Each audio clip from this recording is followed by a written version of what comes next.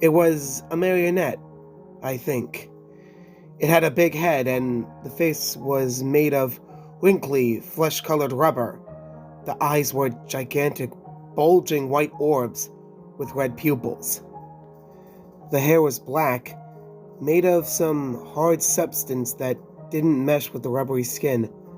The teeth were huge, pure white, and capable of moving up and down. The body and limbs were wooden, painted to resemble clothes, but the paint was faded. You could see the wood's natural brown in some places. Each arm and leg was a different length, but the hands and feet were pretty detailed. It made a loud clattering sound whenever it moved. That puppet followed me. I don't mean it got up and chased me. I mean, it kept showing up in my life. My earliest memory of it is from my first birthday. I obviously don't remember the full details of that day, but I recall my parents singing happy birthday, and that puppet. I don't know what it was there for. I just remembered it scared me to death, and I couldn't stop crying. When I was able to talk, I asked my parents about it, and they said nothing like that happened on my first birthday.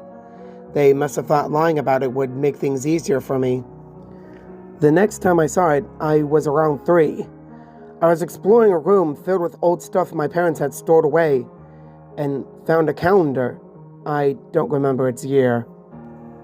There was a photo for each month, but the only one I can recall was October. The puppet was its image. I got scared and ran out the room. I told my mom and tried to show her the calendar so that she'd know the puppet was real, but I couldn't find it. The room had been very messy, and I'd ran out of it so quickly I knocked over a few piles of stuff. I guess the calendar got buried. I was 6 when it happened again.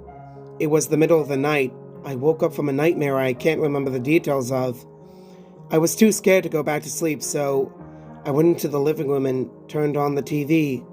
An old black and white show on Nick at Night was ending, and when the commercials started, that puppet came on.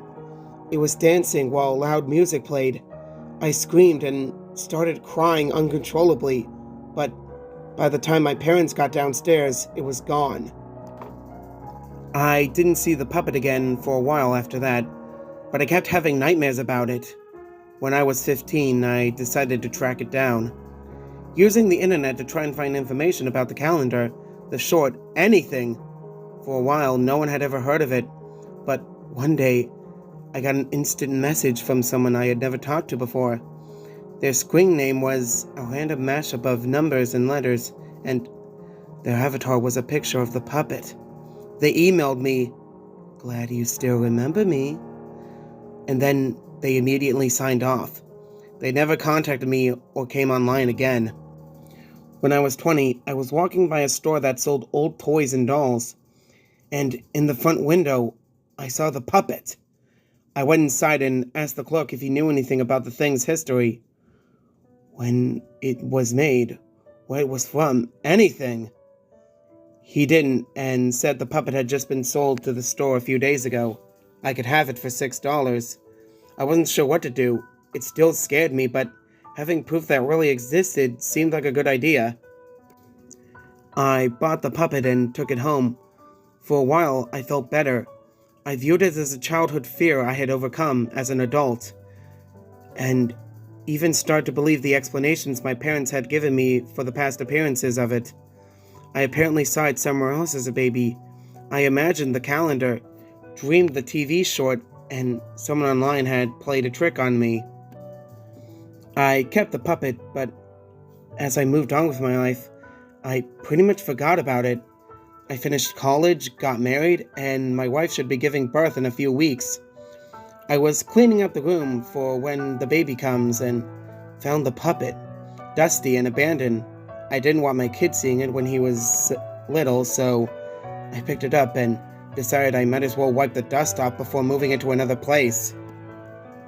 When I dusted it, I noticed a faded inscription on the back. "This is what he'll look like." Before I could figure out what that meant, I heard my wife starting to cry. I rushed to her. She looked more upset than I ever seen her, sobbing. She told me that the doctor just called. There was a problem with the baby.